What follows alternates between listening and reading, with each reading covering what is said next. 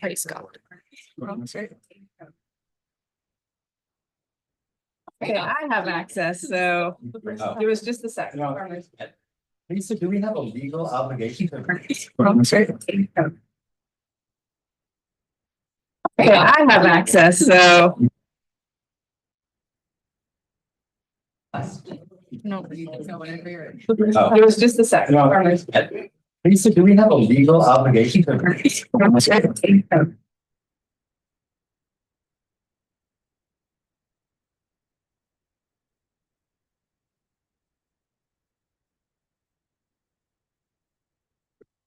Call to order the July 14th, 2026 Planning Commission meeting at 5:45.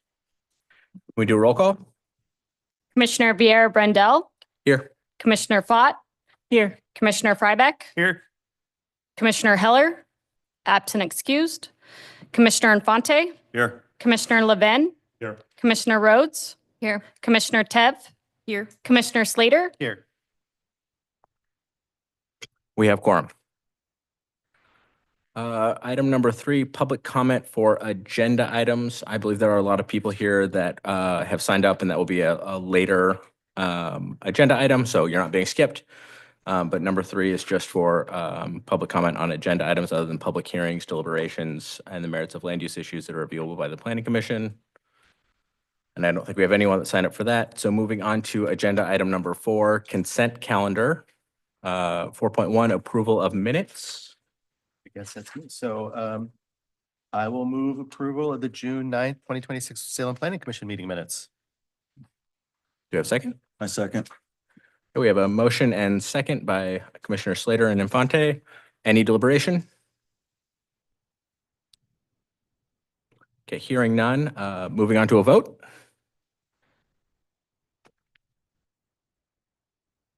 Commissioner Vieira Brendel, Aye.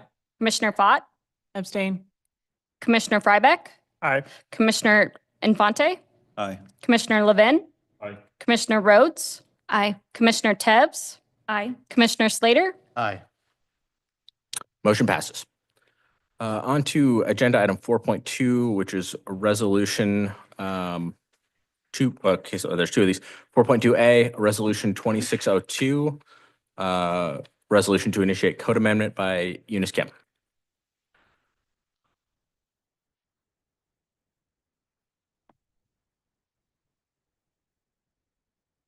Good evening. Can you hear me? Yep. Eunice Kim, Long Range Planning Manager in the Planning Division in the Community Planning and Development Department. Here tonight asking for approval of a resolution to initiate a code amendment that would essentially implement our housing code project that came out of the housing production strategy that is looking at promoting the development of housing and removing potential barriers to the development of housing. The code amendment would also implement a lot of new state rules and laws that have come out in the last couple of years, largely around housing and process, and also implement changes that we've just noticed over the last couple of years that are needed to clean up the code. So it's a fairly large package. It would come back as a public hearing at the Planning Commission this fall, and then eventually to City Council. Thank you. Any questions or staff on this resolution? I guess my only question is just my understanding is this resolution is purely administrative. This is what the city needs to begin to develop the code package. Is that correct? Correct. We have been developing the code language though. Yes. Okay. So this is just a Part of the process to initiate the actual formal adoption process. Thank you. That's all. Commissioner Frybeck? Eunice, I know we talked a little bit about it, but as far as changes to like the RM2 code and other bits of the residential multifamily, this doesn't address lot size minimums or density as far as that goes. Can you talk about maybe possible future changes to that? Sure. This code amendment does address some small changes around middle housing in the multifamily zones, but it does not make larger changes to allowing more urban developments within the RM2 zone. That would be a future code amendment. Okay. Do we have a timeline on what that might look like? We don't have a timeline. Okay, thanks. Any other questions for staff? Okay, can we get a motion on the resolution? I move to approve resolution 26-02. Resolution to initiate code amendment. Okay, we have a motion and second. Any discussion? Commissioner Fryback? Yeah, I'm certainly gonna be yes on this. I just want to recognize that this alone isn't gonna be the key to fixing our housing shortage and our kind of crisis that we're experiencing. I know there's a lot of work that's going into this. And I'm certainly excited to see it move forward. But I'm also aware that our residential multifamily code as it stands makes it so that a large amount of our multifamily lots essentially function the same as single family lots, especially if they're below 6,000 square feet, which accounts for a large amount of our, especially more urban multifamily lots. And then those lots that are between maybe 6,000 and 13,000 square feet are tough to develop because they're usually more expensive and don't really allow a whole lot of housing. So I will certainly be a yes, but I just wanted to add that caveat that more work needs to be done in order to provide all this needed housing for people living in Salem. Thanks.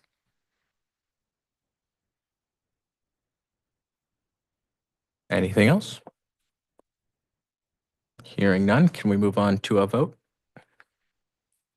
Commissioner Vieira Brundell, Aye. Commissioner Fott, Aye. Commissioner Frybeck, Aye. Commissioner Infante, Aye. Commissioner Levin, Aye. Commissioner Rhodes. Aye. Commissioner Tevz. Aye. Commissioner Slater. Aye. Motion passes. Now on to agenda item 4.2b, resolution 26-01, resolution to initiate zone change of property at 3333 Market Street Northeast. Jacob Brown. My name is Jacob Brown. Division 3. This is a resolution initiating a zone change of a property at 3333 Market Street Northeast from mixed use 3 to mixed use 2. The Salem Housing Authority overall is under contract to purchase the property. They've indicated that they're 53 unit multi-family. This is what to achieve that design, as they've indicated that they're wanting to do in the urban density area. Zone change from mixed use 3 to mixed use 2, which would help facilitate that design. This is just the initiation of the application to be submitted, and this will be heard before hearings officer for the full zone change. There is no change to the comprehensive plan. Zoning of property for mixed use 3.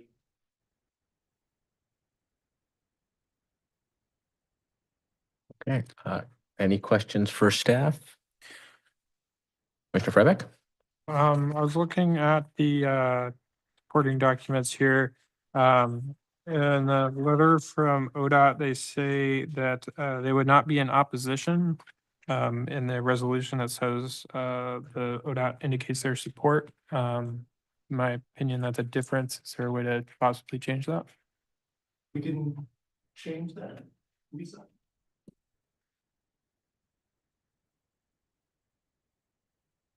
You want the resolution to say that they're not in opposition? Yes.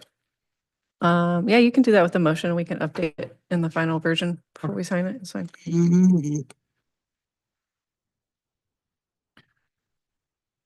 Awesome. It mentions mixed, it's currently mixed use 3 and motion is to go to mixed use 2. What is the difference between the mixed use 3, So mixed what use it currently 3 is? guidelines for multifamily housing specifically. Less of a urban, more dense design that's required under the mixed use 2 zone. That allows a more variety of ability for dense urban design for the property, which they're trying to achieve. Okay, thank you. Are there any other issues regarding the conversation with the housing authority that indicate a contingency on the purchase? I'm not aware of any contingencies that are associated with property as we.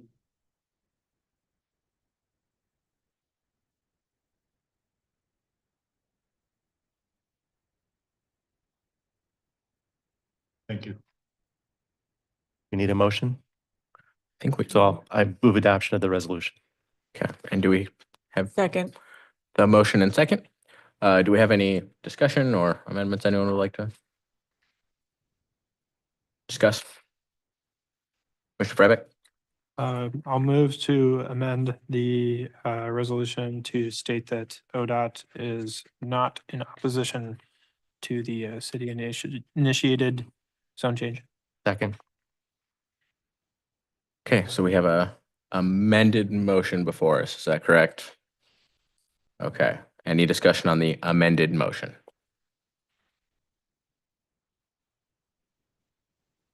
He did the second to the amended motion. Okay, so motion and second. Anything?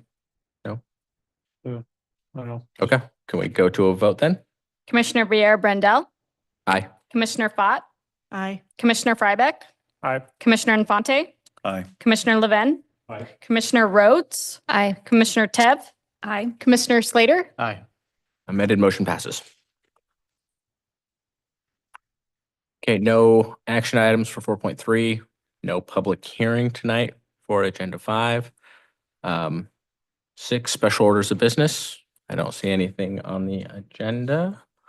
Which takes us to agenda item 7, information reports, transportation updates from Cara Hall, city traffic engineer, and Julie Hanson, transportation planning manager.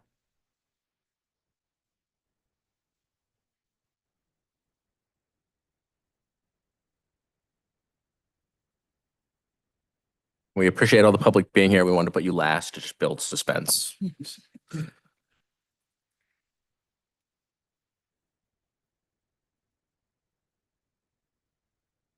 My name is Julie Hanson. I'm the Transportation Planning Manager with the Public Works Department, and Kara and I have put together a pretty brief presentation to provide an overview of some transportation topics that might be of interest to you.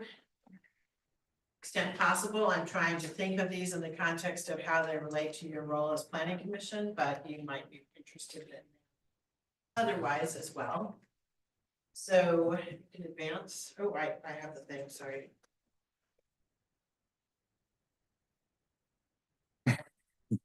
The transportation planning projects that I want to just touch on are 3 that we have going on right now. Our Safe Streets for All action plan, a refinement plan relating to a pedestrian overcrossing of Highway 22, and then sort of the big one that we're just getting started on is Salem in Motion, which is updating our transportation system. So starting with the Safe Streets for All action plan, this came out of a grant application that we submitted to the that we received from the Federal Highway Administration. It includes creating a Safe Streets for All action plan, as well as doing a demonstration project, which is the 20th project. We'll be talking about that. I'll talk about that in a little bit. The action plan, what comes out of the Safe Streets for All action plan will feed into the update of the transportation system, informing policies as well as projects and priorities.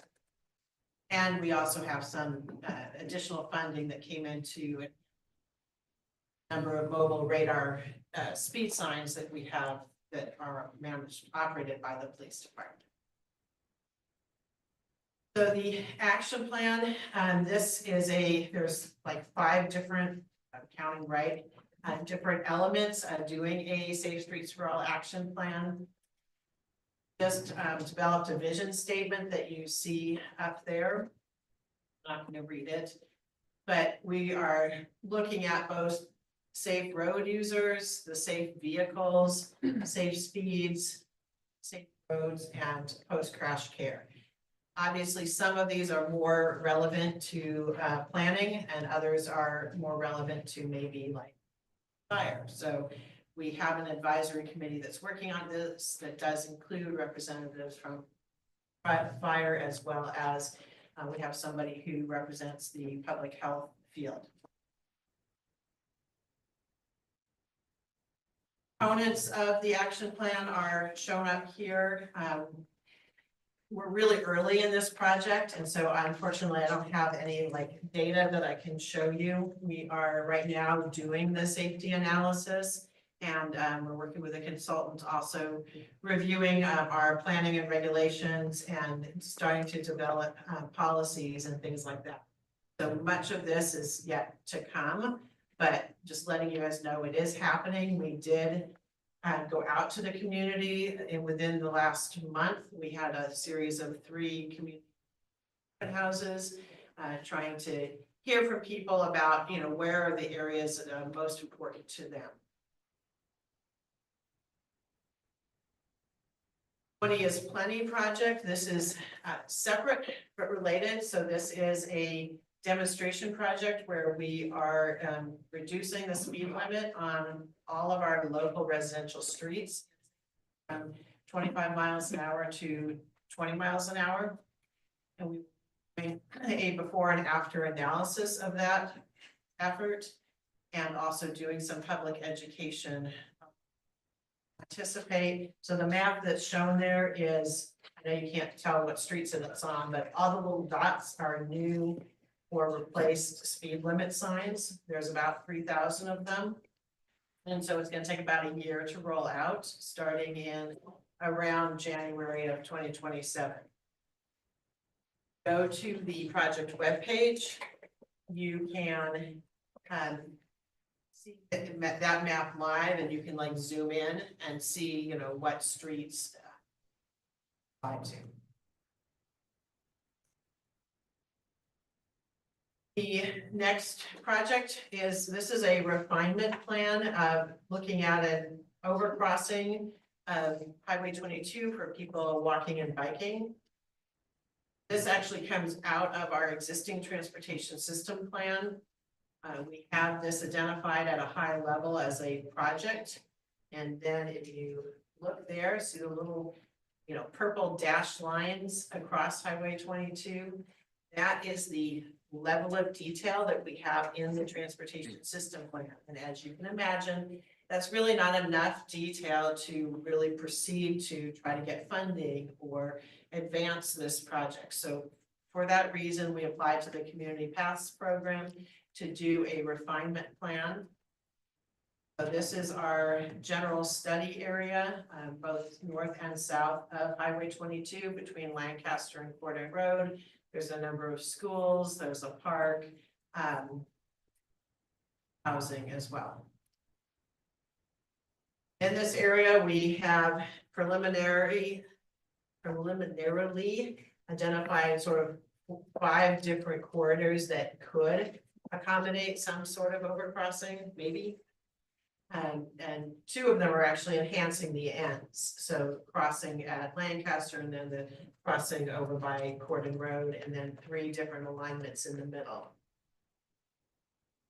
We are working with our consultant team to do an evaluation of existing conditions and start to develop an evaluation framework of how would we choose which. We have been doing some public outreach in the community with a focus on the people that might use this area. And so you won't have seen anything citywide because we're really trying. Unfortunately, we have been having a hard time really hearing from people. So that's something that our advisor committee is going to have to deal with in terms of how to respond to that. A lot of, you know, door knocking and, you know, hanging of flyers and things like that, but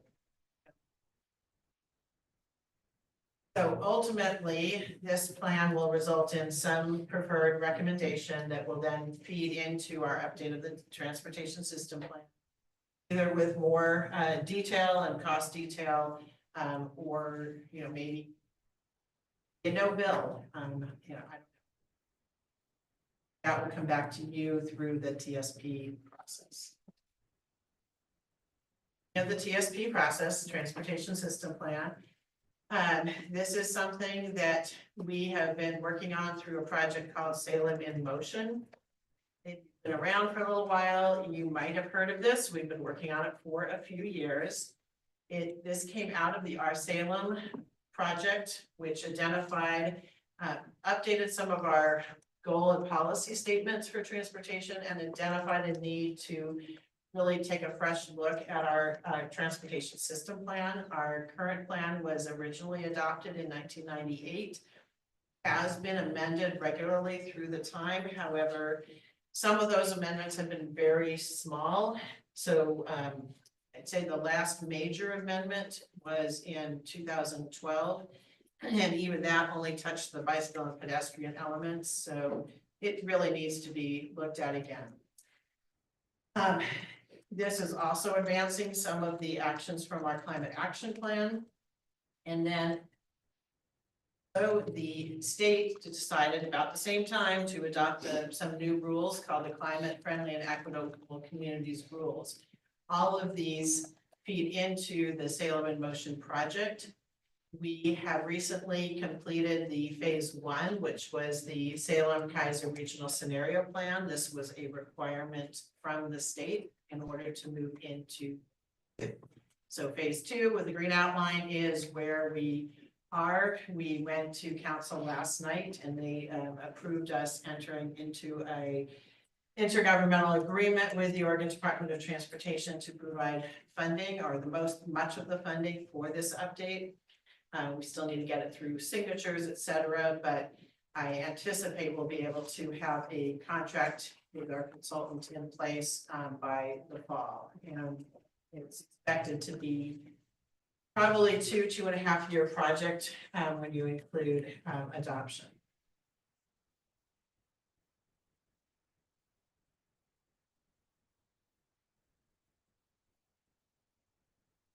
So as through this update, we sort of divided it into 3 phases that will be the focus of community engagement as we move forward. The first is, looking at what are the existing conditions, what is the vision from the community, building on what we heard in the Our Salem project. Second will be the future system framework. So looking at, what's the future look like? What are all the alternatives that we have to deal with? And then finally, third phase, implementing that. What are our preferred solutions and creating that final TSP document that will come through public hearings. That's all I have, and I'm going to pass it. Sarah Hall, City Traffic Engineer. So I have 3 things I want to just provide an update on tonight. The first is our downtown bicycle and pedestrian safety study that we've been working on for about a year now. And then 2 other efforts that are underway. One is the design speed update, so updating the design classifications. And then another area we've been focusing on is how we're managing construction impacts through so getting into the downtown bicycle. So Julie talked about the TSP, which really establishes our vision, goals, and policies for the transportation city. This study is an example of how we go about implementing some of those. So while this doesn't fall under the Authority of Planning Commission the same way the TSP does, it is an example of how we're bringing some of those goals and visions to reality. So that's things like providing a balanced multimodal transportation system that supports a safe and efficient movement of goods and people, and policies that include prioritizing, planning, designing, constructing.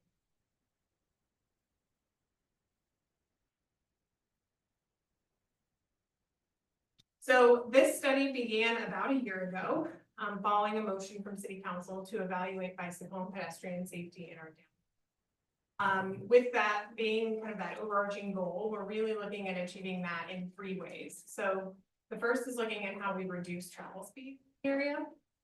The second is a focus on implementing low-cost safety treatments. So not looking at large-scale changes to the infrastructure that we know costs a lot of money and take a lot of time to implement, but how can we work with what we already have in place, making improvements in safety sooner.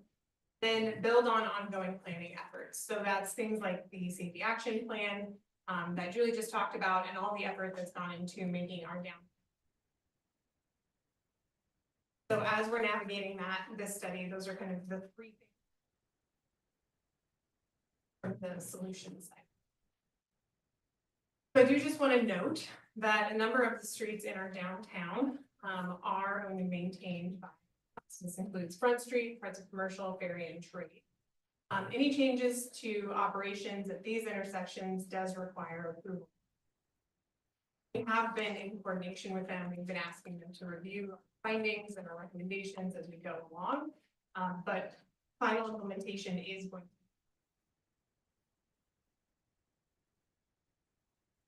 So getting into some of the safety analysis and findings that has come out. So we looked at 5 years of crash data in the downtown, focused on identifying intersections where we had a high number of crashes, and specifically looking at ones where we have crashes involving bicycles. There were about 5 intersections that came out of this analysis. We do have some areas where we have high pedestrian activity that we're also including in this, despite the fact that the data didn't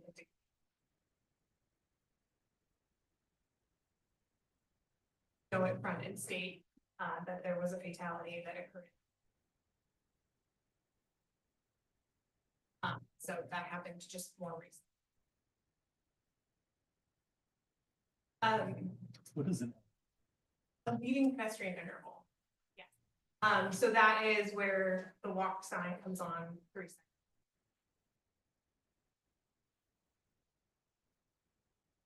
So as we're looking at recommendations coming out of this study, we have kind of 2 approaches that we're taking. And the first one is what we're calling spot improvements or specific changes at intersections throughout downtown. So the first is we've identified 5 intersections where we propose to add enhanced warning signs. So those are the signs that say vehicles stop for pedestrians or vehicles yield for bikes. So just looking to bring some awareness to areas where we know there are either already observed conflicts or a higher potential for conflict by cyclists and pedestrians and vehicles.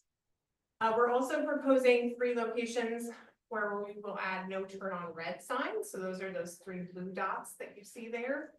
And those are also locations where we either had a number of bicycle and pedestrian involved crashes or where we know there's high pedestrian activity, conflicts exist. Over the past couple of years, we have been implementing leading pedestrian intervals throughout the downtown. So we actually have the majority of intersections covered. So as part of this study, we're really only proposing.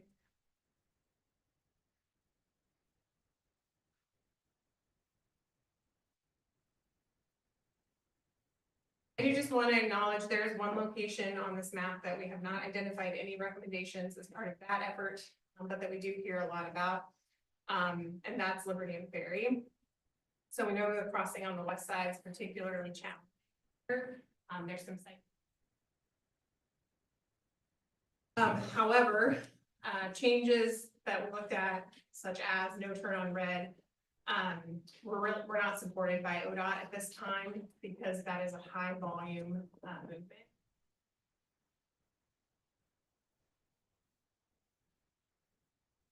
The left turn on red there would cause it to spill back even further than it.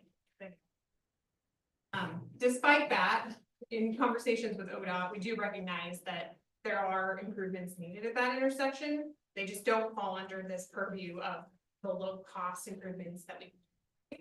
So ODOT is committed to continuing to have that conversation with us about what more substantial changes could look like at that intersection, including potentially identifying some grant funding that the city could pursue. So while we're not identifying any substantial changes out of this study for that location, it did kind of renew that need, confirm that that exists, and bring ODOT back to the table to have some of those conversations. The other element of this is large-scale changes to our signal timing throughout downtown.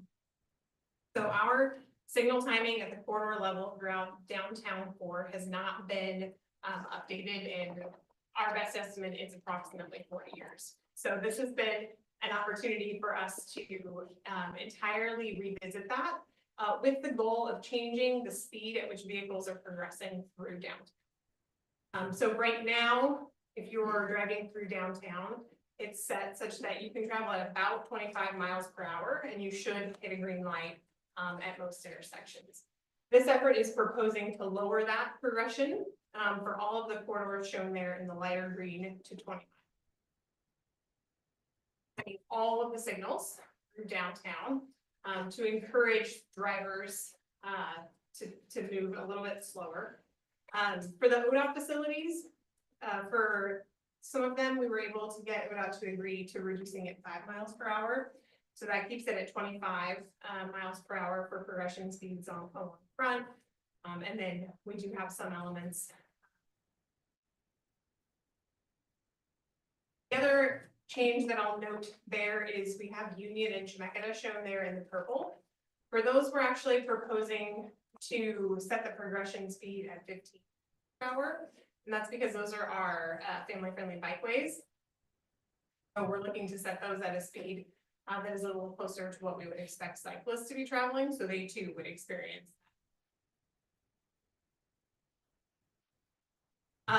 We do have 12th Street that I will note there. At this time, we're not proposing any changes on 12th. We do have an upcoming project on that street, so we will plan to look at some of these larger scale changes, both signal timing and operations of the intersection.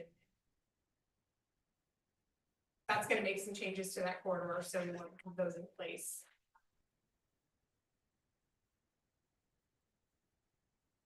So just a summary here. All of these findings are going to support this goal of improving bicycle and pedestrian safety in downtown. Some other benefits that we're seeing is the improved system-wide progression. So this update to the signal timing is really allowing us to make sure that if you were driving at that 20 miles per hour or near it, so between 18 and 20, we'll have that green wave and you'll be able to travel through downtown without stopping. That has some additional benefits. We're seeing decreased delay experienced by drivers on some corridor, as well as a reduction in emissions from down. And then some of these targeted safety improvements, the no turn on red, the addition of blading. Some of the city's recent efforts to minimize.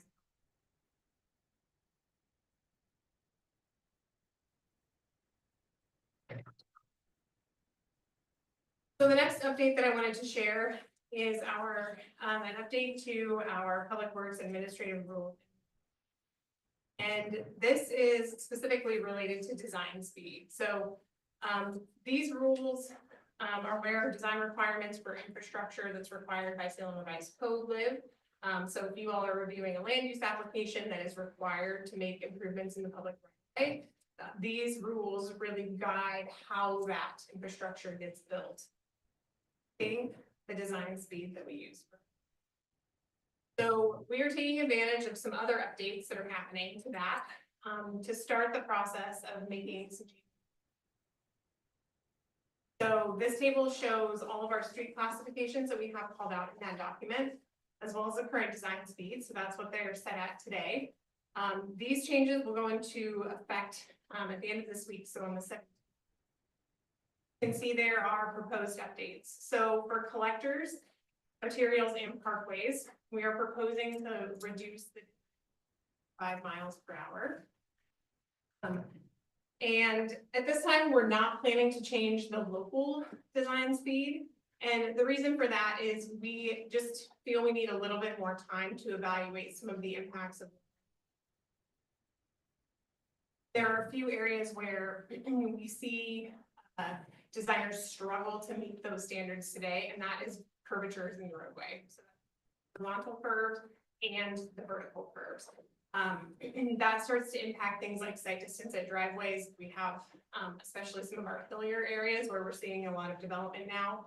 As we lower those design speeds, closer people sometimes struggle to meet. So it's not to say that will never change to the 20 miles per hour, consistent with the speed limit changes on our local street. It's just that at this time, as part of a pretty minor update to these administrative rules, We just didn't feel like we had the time to really evaluate that and make sure we understand.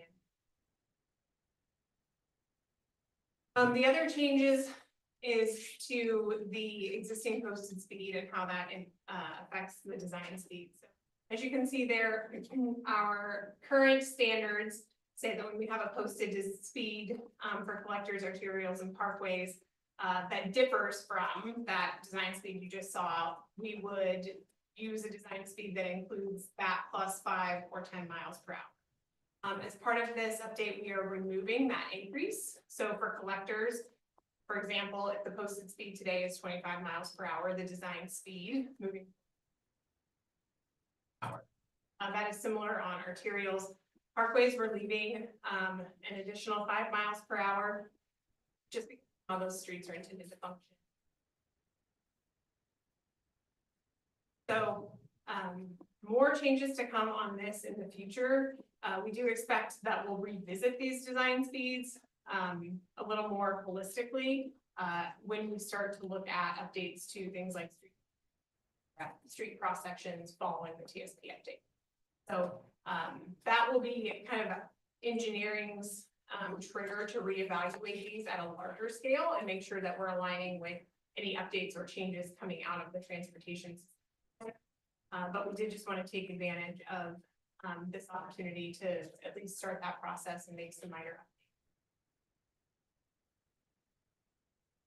And then the last one is just temporary traffic control. So I just want to highlight this as one other element of the development and construction process that we've been attempting to focus on.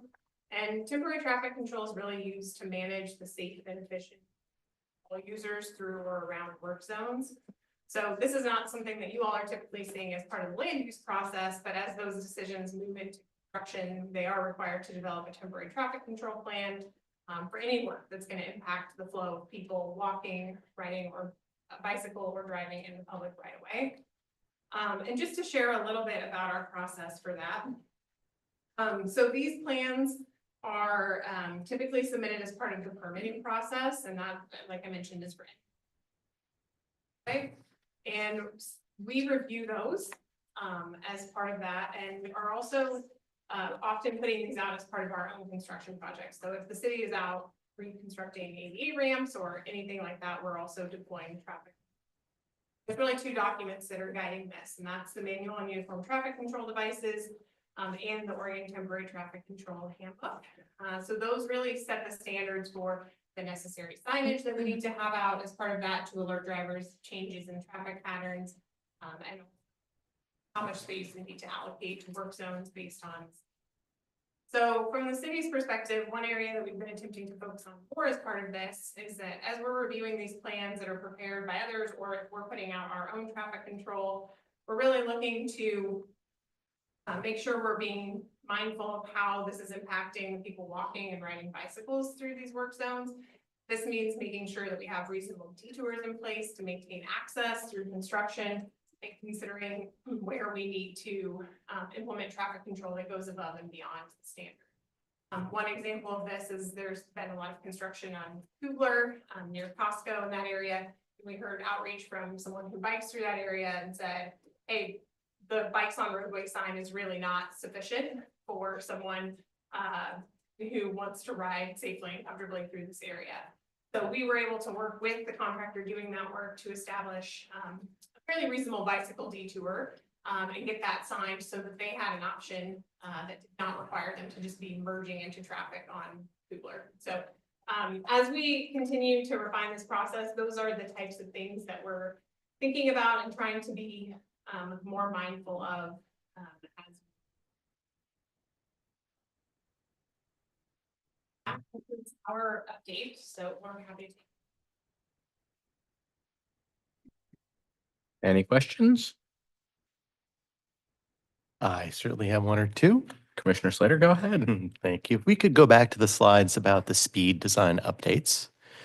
I think some of my colleagues will remember a conversation we had about a property being developed off of, it wasn't Court Road, it was Battle Creek, where we had a conversation about design speeds. And I think that, as I understand it, the design speed discussion we're having today is really a long delayed follow-up from that original conversation where the design speeds were set, and that there was not a lot that we or other people could do about speed issues on streets. So I'm glad to hear that we're at. So in terms of the slides, I'd be interested.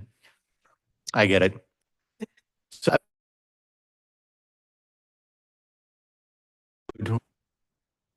a minor arterial, and it has a design speed of 30. Are there design strategies that we can use to then, it's not that we want people to go, I guess my concern is that we want to create a design context that cues people to keep their speeds lower, right? So they can go 30 is the maximum, but we really don't want them to go 45, for example. So are there design strategies that we have that can encourage people to drive 30 or lower rather than kind of create these nice, clean freeway experiences that say 30, but you feel you could safely drive 50? Yeah, part of that is where we set that design speed, and by lowering that, we start to see things like curves become tighter. And we know that is kind of part of those visual cues that help to narrow. The other element is, and this is not something that we're doing at this time, but will be something we revisit about other kind of visual cues that we can help to narrow people's perception of width of the street. You know, that's a big component of how fast people choose to drive, like curve extensions, looking at the turning radius, and then how tight that is and how much that's encouraging people to quick right turn where they might not feel like they need to yield and look for pedestrians. First, we tighten that up, it forces people to take that. So there are a number of design requirements that are heavily influenced by the design speed that this will already capture. And then there will be more work to be done here for some of those into larger. And so if the design speed is 30 in collectors and arterials, does that then create opportunities to install things like raised pedestrian walkways or pedestrian tables and other sort of strategies to keep traffic slower? And at certain speeds, those are not options anymore. So I remember we could not consider those at like a 35-mile-an-hour zone. But in a 30-mile-an-hour zone, do those become tools that are available to us? It does bring more tools that we have identified in our neighborhood traffic management plan into play for some of these larger streets. Such as? The chicanes, looking at the raised intersections and the things like that, we really want to see at 25 miles per hour. Okay. So not bringing those in quite yet at that design speed, but it will start to kind of put more elements that are not just the kind of. All right, thank you.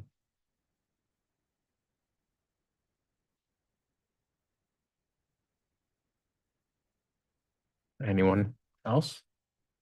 With Lynn? Whereabouts are you in this design development process? For this is an update conversation, and where in the process does the public get to review and comment on the proposed changes? So just for this update, or for broader design changes? Moving forward, starting tomorrow. Yeah, we don't have that timeline defined yet. And part of that is working through as the state gets underway. We want to follow that. So we want to make sure that we're getting enough of the way through that update for things like goals and policies to make sure that any design changes that we're making align with that process. So we are still a ways out from that broader conversation and kind of identifying exactly what the public process would look like for that. Even for these updates, there was a reading at council. The changes are posted for 30 days. We do notify interested parties that were changes. Even at this level, there was a public process, and that would be the minimum moving forward. For any more substantial updates, it will just depend on how we kind of correlate this to, that's really a large trigger for us to reevaluate, this and some of the other elements in the code that.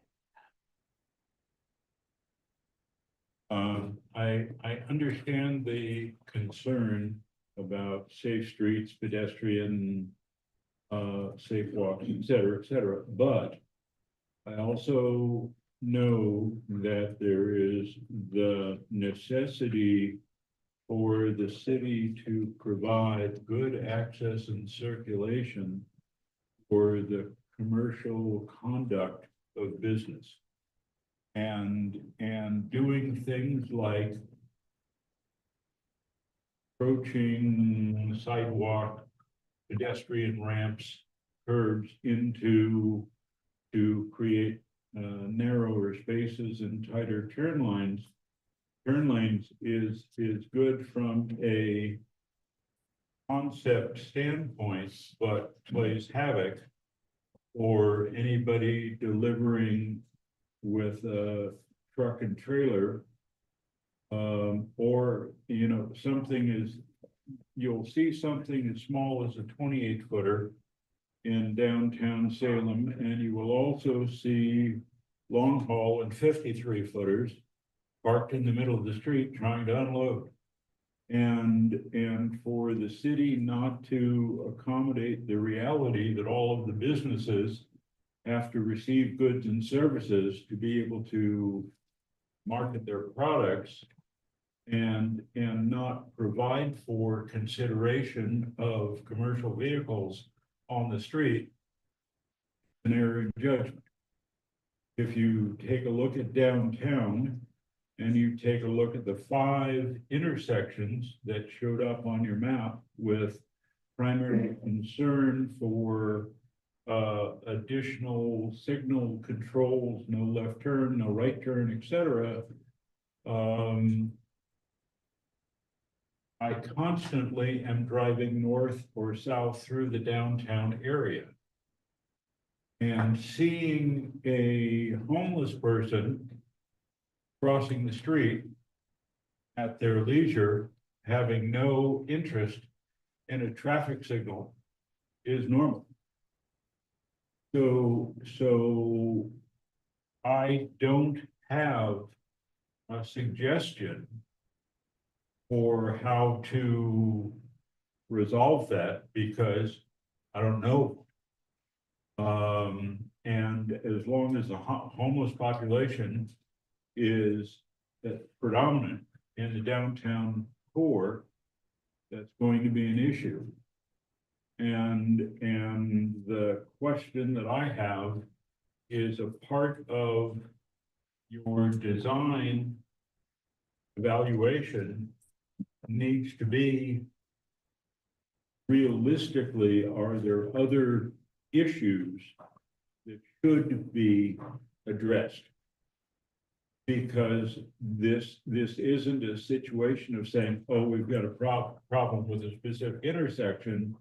I would really appreciate it if it was possible to take a look at maybe a little deeper into the location, the populace in the immediate area, and if there are other contributing factors that may have a beneficial contribution to the discussion of the safe streets.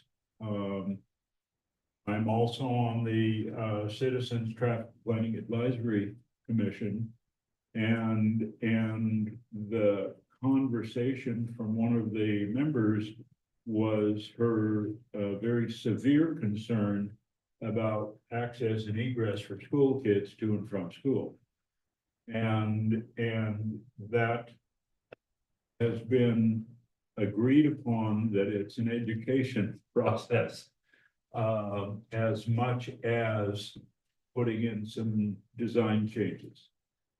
So I will ask that you consider that as well.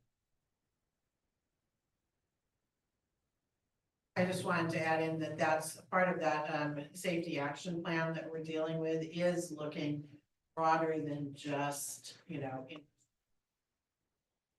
elements and looking at what crashes, we're seeing how, I mean, we don't necessarily have control of all of those aspects, but that's why we have police and fire and public health at the table to try to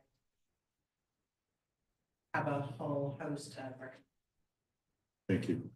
And I think on the design side, that is already how we're approaching project-specific implementation, is making sure we understand the context of the area that we're designing. And recognizing that setting streets around a local school in a neighborhood, that street has different design than one of our commercial corridor access for. We are being mindful of the different contexts that apply throughout the city and how our streets function differently for different. Thank you. I just have one more question, if I could. Just so I understand, so collectors and the arterials in the central business district are going from 35 to 30, and arterials are going from 45 to 40. Is that right? So arterials would, so we have two categories of arterials, if I understand. We have minor and major arterials. Are they both, will they both be then going to 40? Yeah, we don't differentiate between those.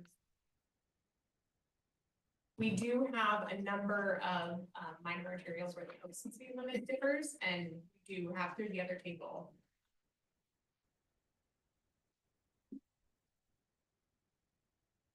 If we already have an arterial where the posted speed limit.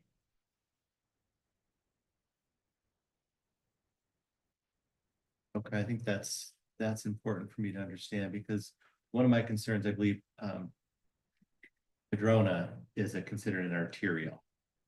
That goes through a number of residential areas. In some cases, the speeds may even be posted at 30.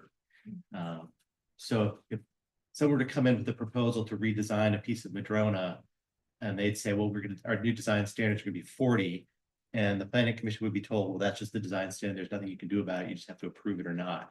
We don't want, I guess I don't want to be in that situation. So if we're looking at kind of retrofitting existing arterials that are in residential areas, we're not going to have that issue of basically upgrading the speed system. Past what's the posted speed.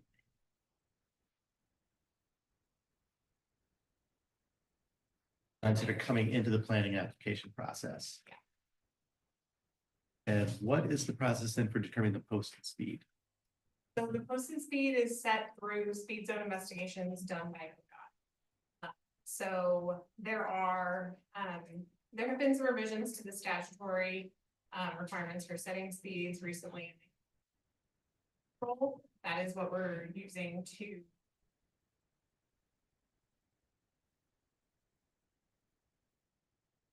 we'll use when we look at changing the actual posted speed in downtown to match. But for the majority of streets, we do make the request to ODOT to change.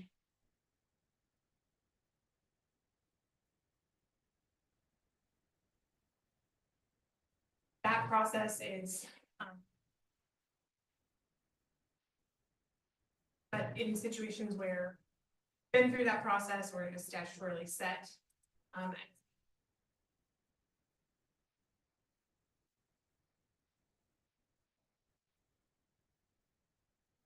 A couple other questions, but maybe I'll just send them in writing rather than here. I'd be very interested in kind of safety advantages or what design tools become available when we move from 45 to 40. But I'll follow that up with an email. We'd be happy to provide that. Any other questions? I will just share a small anecdote. I live near Savage Road in Northeast Salem. Recently, 5 very large bumps were put in the road. That is an area that, much to my frustration, every summer is full of cars drag racing and then spinning donuts in the intersection outside my house. So these bumps have been like Christmas in July to me. They have been wonderful. And there's a very large temporary sign that says bump, and somebody spray painted the word big right above it. It's a very nice touch. Yeah, I have any other? Okay, thank you.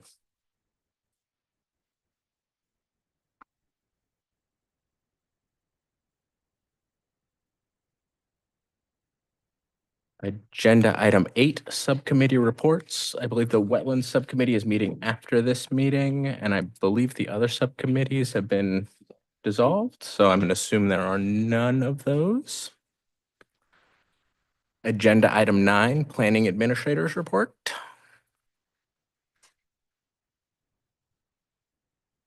We don't have much. I sent the annual report to the commissioners and I've heard from one. So I looked at it. great. I'm not saying I need edits. I'm just saying I only heard from one of you. Once we make the edits, then Commissioner Vieira Brandel and I will work on a date for when you will appear at council. Yes, Assuming you will assume that absolutely. it's part of your role. Great. And then we do have something scheduled for our next meeting. It's on the fly sheet, July 28th. Urban Development will be here to talk about the North Waterfront URA. Okay. That's all I have. Agenda item 10, any commissioner comments for the good of the order? We do have one. Briefly, so I attended the Waller Dam Advisory Committee meeting last week. Very informative. So the major issue there is the impact of the dam on fish passage. Mill Creek is connected to Santiam, the North Santiam River, which is a focus of interest for both ODFW and NOAA. So there's a real interest in improving the habitat quality and salmon rearing quality of North Santiam. And so part of that then is how Mill Creek, which is connected to North Santiam, plays a role in all of this. So the considerations now are what to do about the dam. The dam does not allow fish passage. It also is extremely maintenance intensive. It requires almost daily clearing of sediment to allow water to move into Mill Race. So the committee's task here is to decide and make recommendations among a number of different options for the future of the dam. Options at this point include rebuilding the dam with a different type of dam structure, one that allows it to raise up and down. Another part would simply be moving the dam fish ladder structure, rebuilding that in a different way. Third option would be to remove the dam and create kind of a series of boulder rapids. And then a fourth would be to remove the dam entirely and use a pumping station to provide water for Mill Race. So very interesting options, and the funds exist to bring to develop the concept and bring the engineering design to a 60% design status. So look at this as a couple-year project to finish that work, and then of course, many, many years to go through the rest of the process and get it built. So that's what I can share. Very cool. Anyone have any questions for Commissioner Slater? No? Okay. Well, I think we can put it off no longer. Agenda item number 11, public comment. I'm actually not sure I've ever had this happen before, so give me a moment. Public comments, Chris McGee. Come on up.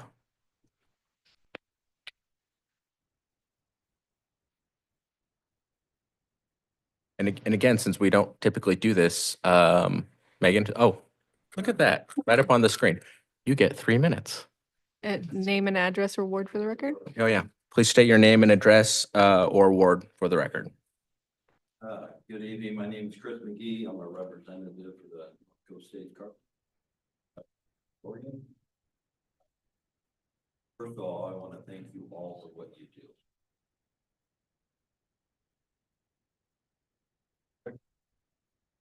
Not everyone wants to go to college or can. Project proceeds. Also be family living wages, not just export a lot of things, but local job for local families shouldn't be one of them. Data center isn't built in Salem. It will be built somewhere else. In a backwards. The local family wage job for the Salem community. It means the construction worker, whether a carpenter, electrician, plumber, or similar trade, gets to be home after work, taking their kids. daughter to dance recitals, spending time with their family in their community. No, I missed a lot of my kids' life when I was on the road. I go out of town to work when you can spend that.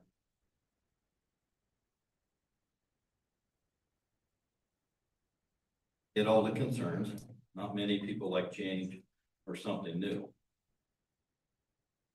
I was the first combustible engine car was put on the road. A lot of folks didn't like that noisy. Potential, especially if you're traveling out of town to go to work.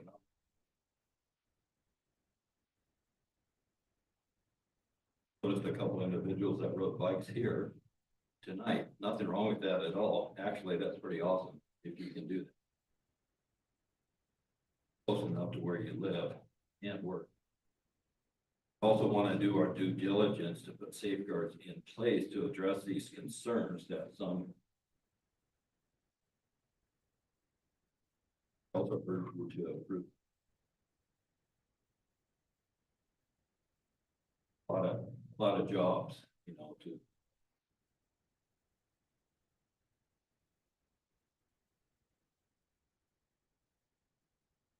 Thank you.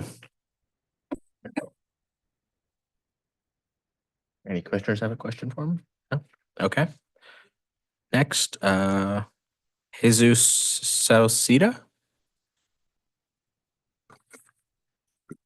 Also a reminder to everyone that's coming, if you could speak really close to the mic, it helps people on YouTube be able to hear you better. Thank you. Good evening. My name is Jesus Sauceda, And address or ward, please. Ward 6, and I'm with the North Coast States Carpenters Union. I'd like to offer a perspective that often gets overlooked when people talk about data centers. Whether we realize it or not, nearly everyone benefits from them every single day. When we send a text, stream a movie, access our medical records, attend online classes, or even call 911. We're relying on digital infrastructure operating quietly in the background. It becomes such a normal part of everyday life that most of us never even stop to think about it. In many ways, data centers are similar to other infrastructure we depend on. Don't think much about electrical substations, water treatment plants, telecommunication networks, or distribution facilities until they stop working. Their value is found in their reliability, not their visibility. That's the role data centers play today. They support our businesses, our schools, our hospitals, emergency services, government operations, and countless parts of daily life that most of us now take for granted. From our perspective, they're also some of the most sophisticated construction projects being built today. They require highly skilled craftspeople, years of planning, exacting standards, and an unwavering commitment to quality and safety. These are projects where there is very little room for error, and the people building them understand that responsibility. I'm not here to suggest that there shouldn't be questions or discussion. Large infrastructure projects deserve thoughtful public conversation. I simply hope that as those conversations continue, data centers are viewed in a broader context of the essential role they play in modern life, and that the perspective of their skilled men and women who build that infrastructure remains part of the discussion. Thank you. Commissioner President,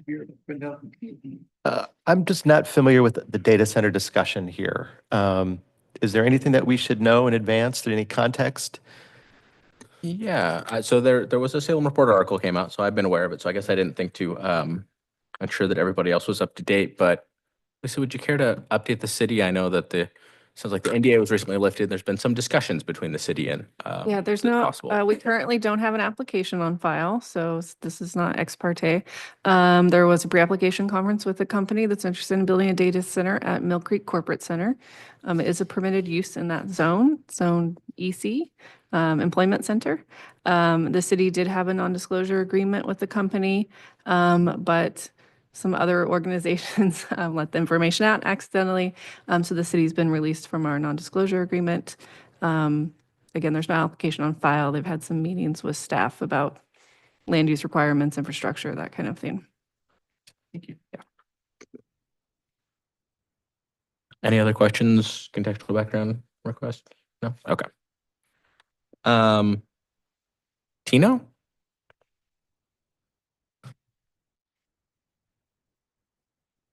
I think it says Ward 7 here. Is that correct? Yeah. Okay, come on up. Appreciate it. It's Tino, and I'm with the North Coast States as well. And I just wanted to throw my 2 cents as we're talking about this data center. Sorry to kind of throw you guys off the topic, off the side curve for some of you. But we've heard a lot of conversation regarding data centers over the past several months, especially in Oregon and in Hillsborough. And there's a lot of concern that the community can bring with potential water, noise, traffic, and other potential impacts that people bring. And while I do recognize that those are important concerns, but the one thing that I've learned in being in construction in this industry over the past years is that a lot of times before the project even hits the dirt, there's so much research, data, engineering, and things that go into play in these processes. And there's many times there's a lot of evaluation happening in these projects before construction even begins. And I think it is very important as you know, whether you support or you're against data centers, that I think it's important that the discussion begins with accurate information. The same is true for issues like noise, setbacks, landscaping, traffic, and other community impacts. Those aren't afterthoughts. They are part of the planning and review process. As builders, we don't just ask communities to ignore these concerns. We ask that those concerns be evaluated using facts rather than just assumptions. And I appreciate the opportunity to offer a perspective here with my colleagues about building these types of facilities. And I hope that these perspectives remain part of the conversation as this thing. Thank you for your time. Thank you.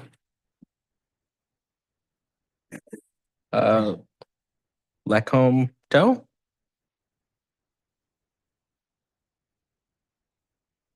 I think you wrote down Ward 6. Is that correct? Okay, thank you. Good evening, commissioners. For the record, my name is Lakota Tao with the North Coast States Carpenters Training Center. Every skilled carpenter starts somewhere. Our apprenticeship is more than a training program, it's a career pathway. Men and women enter our program with little or no experience, and through years of classroom instruction and on-the-job training, become highly skilled professionals who build the schools, hospitals, bridges, manufacturing facilities, and infrastructure our communities rely on. Projects like these provide the consistent, long-term work that allows apprentices to develop their skills alongside experienced journeymen. They aren't just learning how to build a project, they're learning a trade they'll carry for the rest of their lives. When apprentices have steady opportunities to work, they complete their training, remain in Oregon, and become the next generation of skilled craftspeople our state will depend on for decades. As an apprenticeship coordinator, I've seen firsthand what these opportunities mean. I've watched people enter our program looking for a chance and graduate with a career that allows them to support their families, buy homes, and contribute to their communities here in Oregon. As conversations about data centers continue, I simply ask you to also consider the opportunities they create for developing Oregon's future workforce. Thank you.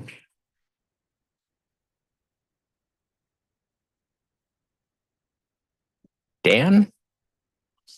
Don? Sorry, I can't even read my own writing, so I apologize. Folks, I'm Sam, so I was born and raised here, but my name is Don Stover. Thank you, Planning Commission, for having me here. Ward 6? Works actually 4555 Japonica Street, Northeast Salem, Oregon. I am a graduate of McKay High School at Scott, Waldo, and McKay. So I love this town and this data center. I'm gonna give you a different perception. In about 8 months, I'm gonna retire from the UBC. I graduated from McKay, and one of the first projects I ever worked on was Siltech in the Mitsubishi. And it catapulted my young family and my high school sweetheart that we got married, had 3 children. We bought our first house at the age of 22. And it's work like this and data centers like this that catapult us, that gives that opportunity when we graduate. And so these projects give apprenticeship this huge opportunity right out the window to be successful. And then when you learn that trade within that 4 or 5 years of these data centers, it's just, I can go anywhere, at any time, anywhere in the United States to do the trade. Intel, back when we had the recession between 08 and 12, great opportunity. It kept a lot of carpenters busy like myself. These projects shouldn't be just built in certain places, but built everywhere where it's needed. Trades like ourselves behind us that do this work. So I'm just trying to kind of see how important these kind of projects, especially for Salem. It just gives all these kids, graduating class of kids, an opportunity to be successful right after that. You know, I have one child that did go to Oregon State, did graduate. The other 2 are successful too, but didn't graduate. She lives in Boise, Idaho. She's trying to catch up to dad financially, and I'm just, amazed by the choices that she's made too. But it's because this trade, these projects, give us the opportunity to be successful, make it happen. Thank you for the opportunity to speak to you guys. Thank you. Zach? And address or ward? Yeah, hey, good evening, council. My name is Zach Baki and I live at 5696 Yvonne Court Southeast in Salem here. I represent the International Brotherhood of Electrical Workers, Local 280. I just want to address the data center, the Oak Line at Mill Creek. I understand why people have concerns about this project. Water use, electrical demand, noise, and environmental impacts to their grid. However, those issues should be carefully examined through public review process. And if the public can't, let me back up here. Those issues should be carefully examined through the public review process. And if the project can't meet Salem standards, it shouldn't move forward. But I don't believe we should reject a $5 billion investment before we've completed that process. This project represents thousands of family wage construction jobs for several years.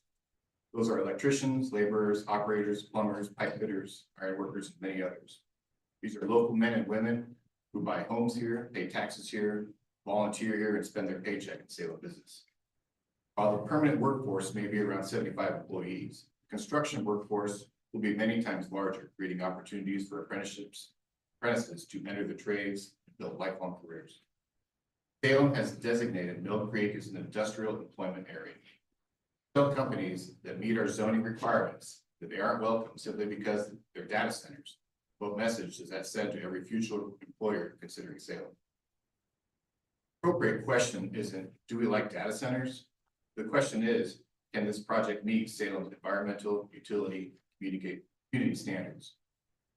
If it can, then we should welcome an investment that strengthens our tax base, creates good paying jobs, and keeps Oregon workers. Thank you. Paul Elder? Paul Elder? Sorry.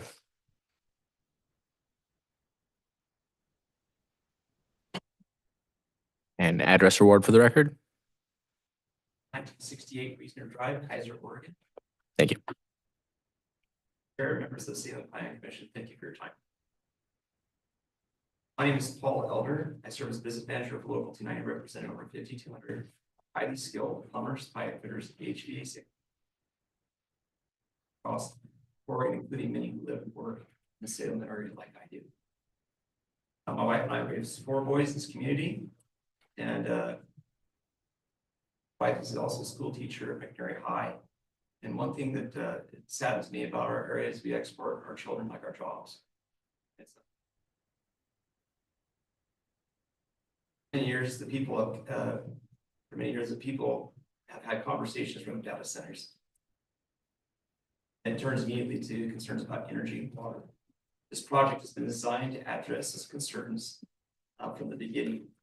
This project also incorporates advanced water management systems. All industrial facilities have zero While industrial facilities have zero water, may not have zero water needs, investing in closed loop systems technology demonstrates a commitment to water as efficiently and responsibly as possible. This data center is designed to use less than an 18-hole golf course.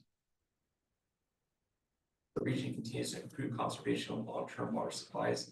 Projects prioritize conservation and innovation deserves serious consideration. Our members build these systems. Local D9 signatory contractors has extensive experience construction and maintaining complex energy facilities, advanced piping systems, gray water recycling infrastructures, and industrial mechanical systems. These are precisely the kinds of projects our workforce is trained to deliver safely and efficiently. Investment will also create long-lasting economic opportunities for Salem during construction. Hundreds of skilled people, like here in this room, will help build this data center and maintain it after construction is complete. The project will continue to support family wage jobs, operating and maintaining both the facilities here for decades to come. Just as importantly as these projects provide opportunities for the next level generation. UA Local 290 operates one of our apprenticeship training program centers right here in Salem. Projects like this allow the apprentices to earn while they learn, develop highly specialized skills, and build lifelong careers without leaving their communities.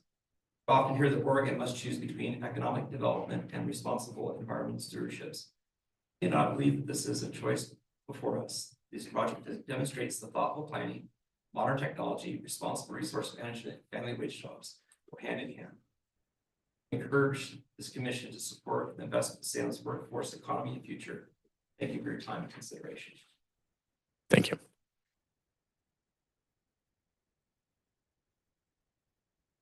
Wow. That was very well done. That was the last name on the list. So if there is no one that wishes to speak that did not sign up, and I think we should end it right there because that was pretty great. Moving on to agenda item 12. Well, I guess I would like to make. If you'd like to have some comments. Yeah, if I could. So I appreciate y'all coming out here. I don't know if you're familiar with the Planning Commission process. In general, our charge is to, if we can, approve applications. We don't determine in advance of an application what's going to happen to that application. So when it comes in, we're tasked with doing kind of one of a couple things. We either approve something when it meets the requirements, and there are regulatory requirements that we follow. We don't bring in our own judgment on these matters or our own personal biases, whether it's for or against data centers or any other business. What we look at is what are the regulatory requirements for approval. And if they meet those regulatory requirements, we approve them. And I think all of us here have voted for things that maybe they weren't a big fan of, but clearly met the criteria to be approved. And that's what we do. If they don't meet the criteria and we can condition changes to make an approval happen, then we vote to impose those conditions and then grant approval as well. In rare cases, we can't get there, and then we vote against it because it doesn't meet a criteria. The staff report that the staff will develop is going to have a very significant impact on us because it will tell us at least the staff's view of whether or not the application met the criteria. I don't know if there have been too many cases in at least the 6 or 7 years that I've been on the committee where we have voted against the staff approval, the staff recommendation. So I think that's something for you all to keep your eye on. But this, unlike some other parts of the city, this is actually not a terribly political body. We are going to be looking at the regulations. I know many of you have talked about whether it meets the standards or not, and that's really what we're going to be asking questions about. I have to imagine with the data center, there will be lots of questions that we're going to be asking, but it sounds like there will also be a lot of answers out there. So I just wanted to give you a preview of what lies ahead if, in fact, an application comes to us. I hope that's helpful. Any other comments? Mr. Freibeck? Actually, I had a question for Lisa. You mentioned something about the NDA with the city. I was curious if you could talk about what happened, or you mentioned somebody broke their NDA and so now the city's released. I believe Marion County inadvertently published some of the information in their agenda packet at their last meeting. They attached some information from SEDCOR. accidentally. Oh. That's what I understand. Do we know Not the city. if, there would be as much public testimony today if that wouldn't have happened? I don't think it was made public until that happened. So no, I don't think, probably until a land use application had been, submitted and notice had gone out, unless the company had was going to choose to make an announcement or something. The city manager spoke about it at council meeting last night, might be on a future council agenda, for the council to receive public testimony, just generally, not about the land use application, but And to clarify, we wouldn't have a hearing on this by default, only if they're requesting a change or something. So there's a chance we might not even see this. yeah, yes, so it's a permitted use in the zone, so they won't need a zone change. They'll need site plan review, which is a staff decision. They might need other applications that could elevate it to a public hearing, but most likely it wouldn't have a hearing unless there was an appeal of a decision. Okay, Yeah. thank you.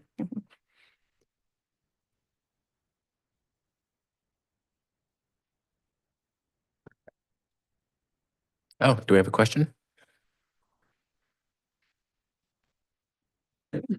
Sure. Yeah. Not. Zach Bach, again, I represent. Michael, I believe you referenced, staff is gonna make a decision, which is. Suit. No, I didn't say. No. That was my words. Often. Right. Can you, what is that body, that staff body you referenced? This is the planning administrator. The Gotcha. planning administrator will review all planning applications, and most of the decisions are made by the planning administrator. Some decisions require approval by the planning commission. Usually if there's a change, you want a variance of some sort. Like the standard says you have to be 10 feet from the road and you want to be 5 feet from the road, then it might come to the planning commission.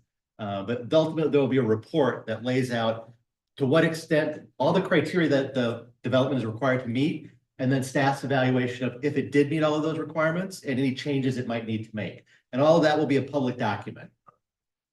Yeah, so you'll be able to read this thing once the application's in, then there'll be a response and it's all public record.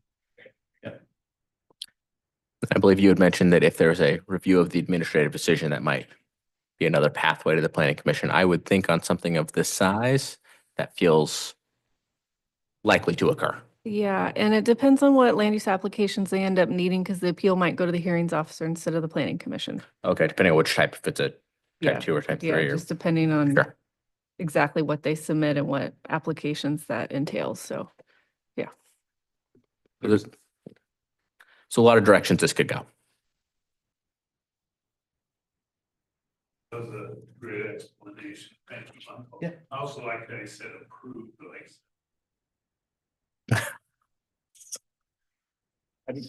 Our land use laws are really set up that if you meet the criteria, you get to build here. That's how it's set up. Yeah. It's very different than some other states that are having these data center conversations. Okay, any other public, I just want to actually thank everyone for coming out. We have these meetings once or twice a month. I make the same joke at every meeting and I say, any public comment? Oh, no one's here. So I actually appreciate the opportunity to engage with the public. It's not something I think we get to do as much as would be good, because I think as a planning body, we're a central part of democracy and we need the public's engagement for that to function. Commissioner Freibeck. Might be the last comment of the evening. But so the city has a land use application portal. If you're kind of curious about how the land use application process goes, you can Google Salem land use application portal. I do it all the time, and you can look at all these different land use applications that come in and maybe get approved around the city. And every document that the applicant submits is on there, and you can click on it and you can read through it as much as you want. Some of it's really long, some of it's really short, shows site plans, judgment staff uses, references to SRC, and then sometimes it includes planning commission decision and other different things. And it's just kind of a general useful tool to use, even if you're concerned about what's going on in your neighborhood, being able to figure out what's going on. So yeah, thanks everybody for coming. Okay, now I'm going to adjourn the meeting. All right, adjourned at 7:09.